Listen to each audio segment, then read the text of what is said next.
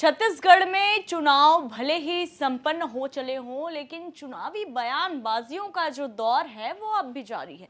बता दें 4 जून को रिजल्ट आने वाला है। ऐसे में अब चुनाव तो संपन्न हो गए, लेकिन जो बम्पर वोटिंग हुई उसके अलग मायने निकाले जा रहे हैं। वहीं जो तीसरा मोर्चा है उसकी एंट्री एक बार फिर से हो चली है। ये वो तीसरा मोर्चा है जिन्होंने साल 2018 में दोनों ही राष्ट्रीय दलों को जमकर टक्कर दी थी। हालांकि साल 2023 में इस पार्टी का सुपड़ा साफ जरूर हो गया और इनके जो अध्यक्ष हैं वो ये कहते हुए भी सुने गए कि 1 साल तक ये एकांत में रहेंगे, लेकिन अब उन्होंने अपने इस बयान से पलटी मार दी है और अब वो कह रहे हैं कि वो फिर से एक बार चुनाव लड़ेंगे। जय जोहार साथियों, आप देख रहे हैं छत्तीसगढ़ तक। मैं हूं आपके साथ पूजा शर्मा और मेरे साथ है मेरे सहयोगी मयंक ठाकुर। लोकसभा चुनाव के मद्देनजर हमारे खास कार्यक्रम देश किसका में आप सभी का स्वागत है।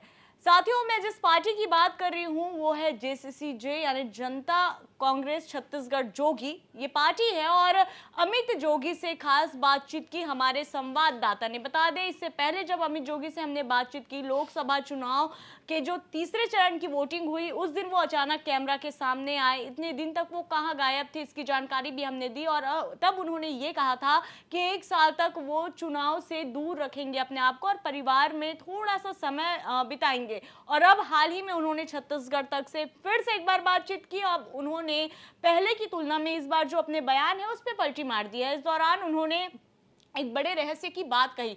उन्होंने कहा कि जिस तरह से बम्पर वोटिंग हुई है, ऐसे में ये समझना बहुत बड़ी बात है और ये रहस्य है कि सरकार किसे सरकार बनते देखना चाहती है जनता, इसलिए बम्पर वोटिंग हुई, या इस सरकार से नाखुश है जनता इसलिए बम्पर वोटिंग हुई। ये बड़े रहस्य की बात है। इसके साथ ही साथ उन्होंने इस बात का भी ऐलान किया कि वो चाहते तो थे कि आगे 6 महीने और वो एकांतवास में रहेंगे, लेकिन अब नगरीय निकाय जो चुनाव होने हैं उसमें जनता कांग्रेस जोगी जो है वो बढ़ चढ़कर हिस्सा लेगी। मयंक, आप क्या कहना चाहेंगे कि देखिए जेसीसीजे नो डाउट कि एक बहुत बड़ी पार्टी बनकर उभरी थी 2018 में। जब अमित जोगी जिंदा थे तब इस पार्टी ने एक अपना अलग ही पहचान बनाया। लगा था कि दोनों ही राष्ट्रीय दलों को ये जो क्षेत्रीय पार्टी है वो जमकर टक्कर देने वाली है, लेकिन 2023 में जैसे कि टकराव हुआ, अमित जोगी के ऊपर कई आरोप लगे कि ये पार्टी को एकजुट कर नहीं रख पाए, तमाम तरह के आरोपों से वो घिरे। उसके बाद कुछ पारिवारिक कठिनाई भी उनके जीवन में आई जिस तरह से वो कहते सुने गए, लेकिन अब उन्होंने फिर से एक बार चुनाव लड़ने का ऐलान कर दिया। तो अब आपको क्या लगता है कि नगरीय निकाय चुनाव में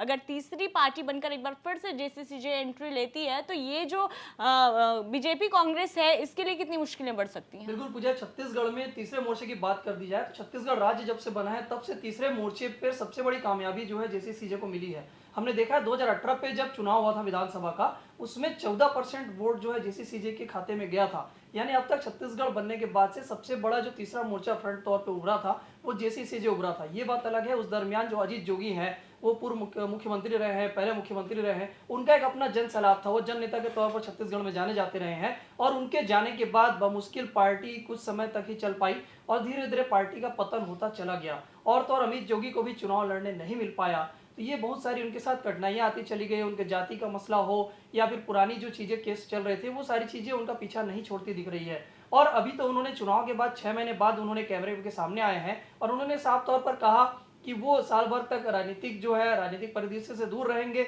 लेकिन अभी वो कह रहे हैं कि अब नगरीय निकाय चुनाव और पंचायत चुनाव पर वापसी कर सकते हैं। लेकिन इसके साथ ही उन्होंने 2-3 बात और भी कह दी है जो बताना चाहेंगे, क्योंकि उन्होंने कहा कि जो क्षेत्रीय पार्टियां हैं और राष्ट्रीय जो चुनाव होता है लोकसभा का, वो राष्ट्रीय दलों का चुनाव है। ऐसे जो चुनाव जो लगातार होते रहेंगे, इसमें क्षेत्रीय पार्टियों की बस की बात नहीं है। वन नेशन वन इलेक्शन जब होगा तब सारे चुनाव एक साथ होंगे। ऐसे समय में क्षेत्रीय पार्टियां भी चुनाव लड़ सकती है। लेकिन उन्होंने ये बात दोहरा दी है कि अब नगरीय निकाय चुनाव लड़ेंगे और तो और पंचायत चुनाव भी जो है जेसीसीजे लड़ेगी। यानी एक तरह से जेसीसीजे अभी खत्म नहीं हुआ है, जेसीसीजे का अभी दौर आना बाकी है। लेकिन सबसे बड़ी बात है पूजा, इसमें ये बात बिल्कुल लाजमी हो रही है, क्योंकि अमित जोगी अभी 2 दिन पहले ही कहते दिख रहे थे कि उन्होंने अपने कार्यकर्ताओं को स्वतंत्र कर दिया है। बिल्कुल, यानी वो उसके जो कार्यकर्ता है चाहे वो अपनी इच्छा से बीजेपी कांग्रेस जिसमें भी जाना जा सकते हैं और लगभग लोग चले भी गए हैं। और अब ऐसी स्थिति आएगी, नगरीय निकाय के चुनाव होंगे 6 महीने में और उस दरमियान अगर चुनाव के पहले अगर जेसीसीजे फिर से खड़े होने की कोशिश करेगी तब फिर उनके पास तो कार्यकर्ता ही नहीं बचेंगे। आधे से ज्यादा कार्यकर्ता या तो बीजेपी या कांग्रेस सभी तरफ जा चुके हैं, तो उनको किससे उम्मीद है ये सोचने वाली बात है। लेकिन ठीक है, उम्मीद है, उम्मीद की जानी चाहिए।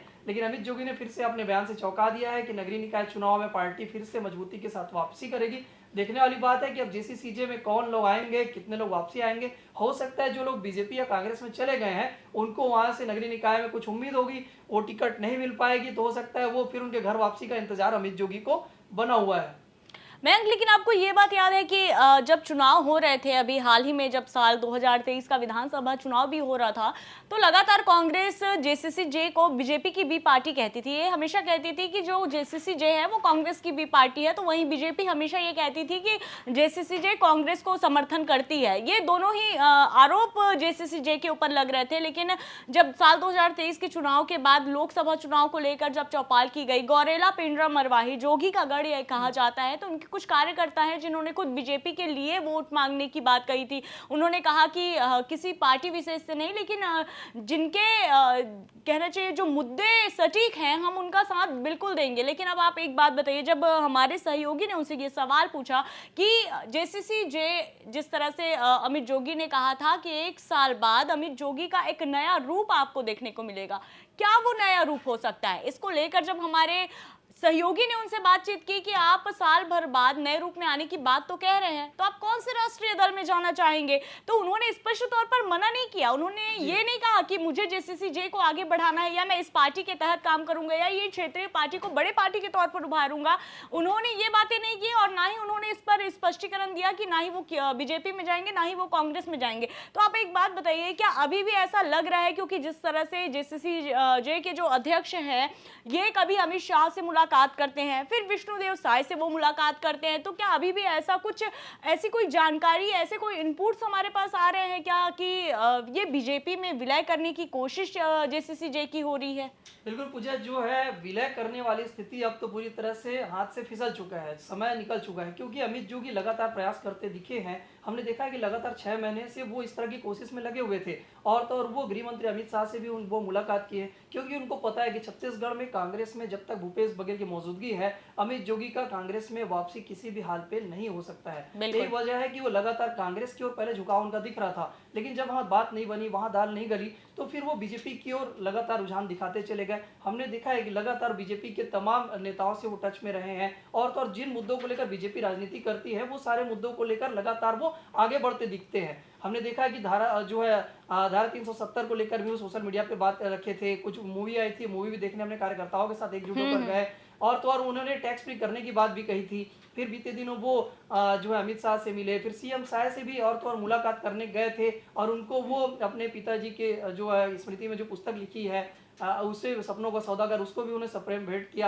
यानी लगातार बीजेपी की ओर झुकाव उनका दिखता चला गया, क्योंकि उनके कई साथी बीजेपी पर जा चुके हैं। जो पूर्व विधायकों का जो एक कुनबा था पूरी तरह से वो बीजेपी में शिफ्ट हो गया है। हमने देखा, चाहे युवा कांग्रेस के पुराने साथी हो, जेसीसी-जे के उनके पुराने साथी हो, धर्मजीत सिंह जैसे सीनियर लीडर हो, ऐसे तमाम लोग बीजेपी का दामन थाम लिए हैं। यानी बीजेपी पे उनके बहुत सारे कार्यकर्ता है वो पूरी तरह से बीजेपी में शिफ्ट हो चुके हैं, कांग्रेस में उनकी बात नहीं बन रही है। तो ये कयास लगाए जा रहे थे कि बीजेपी पे वो वापसी कर सकते हैं, लेकिन कहीं ना कहीं बात नहीं बन पाई है, बात पूरी तरह से फंस गई है। बाकी उनके तमाम साथियों को तो बीजेपी ने ले लिया है, लेकिन अमित जोगी के लिए बात नहीं बन पा रही है, और यही वजह है कि अभी भी वो इंतजार करते नजर आ रहे हैं। और आखिरकार अब इंतजार जो है वो इंतजार खत्म होता नजर आ रहा है, क्योंकि अब चुनाव भी खत्म हो गया है। ऐसे समय में वो कहीं जा पाए ना जा पाए वो तो स्थिति अब निकल चुकी है। अब सामने नगरीय निकाय चुनाव है, उसके लिए उन्होंने खुद ही बता दिया है कि भाई अब दोनों चुनाव तो नहीं लड़ पाए हैं, लेकिन नगरीय निकाय और पंचायत चुनाव जो छोटे चुनाव है क्षेत्रीय दल के, वो सारी पार्टी जो है लड़ेगी, उसमें जेसीसी-जे भी अपनी मौजूदगी दर्ज कराएगी। पूजा बिल्कुल, तो हालांकि जिस तरह से अमित जोगी ने इस बात पर कुछ खास बयान तो नहीं दिया कि वो किस राष्ट्रीय पार्टी में जाना चाहते हैं या नहीं, या इसमें उन्होंने कुछ स्पष्टीकरण भी नहीं दिया, यानी कि कहीं ना कहीं एक मौके की तलाश जरूर अमित जोगी को है। हालांकि ये कहना बहुत ज़्यादा अतिशयोक्ति हो जाएगी कि वो किस पार्टी के रुख करना चाहते हैं। अटकलें ज़रूर लगाई जा रही थी कि जेसीसी-जे का बीजेपी में विलय हो सकता है, और शायद प्रयास भी किए गए, लेकिन वो प्रयास फिलहाल फलीभूत होते साबित नहीं नजर आए। तो जेसीसी-जे के जो प्रदेश अध्यक्ष हैं अमित जोगी ने क्या कुछ कहा है, इस पर हमने बस एक विश्लेषण करने की कोशिश की। आप उनका जो इंटरव्यू है वो छत्तीसगढ़ तक पर जाकर दे सकते हैं। एक्सक्लूसिव इंटरव्यू है जिसमें उन्होंने बहुत बड़े बड़े खुलासे भी किए हैं। तो फिलहाल इस रिपोर्ट में इतना ही साथियों। छत्तीसगढ़ से जुड़ी ऐसी तमाम खबरों से अपडेट रहने के लिए देखते रहिए छत्तीसगढ़ तक। और फिलहाल के लिए मुझे और मेरे सहयोगी मयंक ठाकुर को दीजिए इजाजत। जय जोहार, नमस्कार।